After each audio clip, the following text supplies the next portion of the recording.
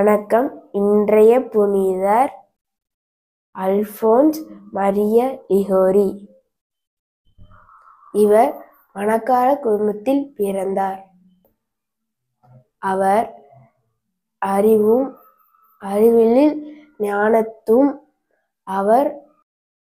ஞானத்திலும் அவர் சிறந்து விளங்கினார். இவர் பிரபலமான வக்கீல்.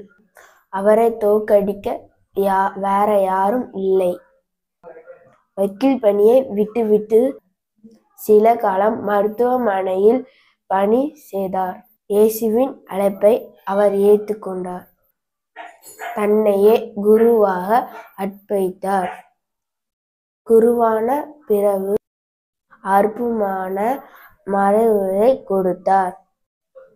பாவ சங்கீதனம் செய்ய வருபவர்களுக்கு சிறந்த வழிகாட்டை கொடுத்தார்.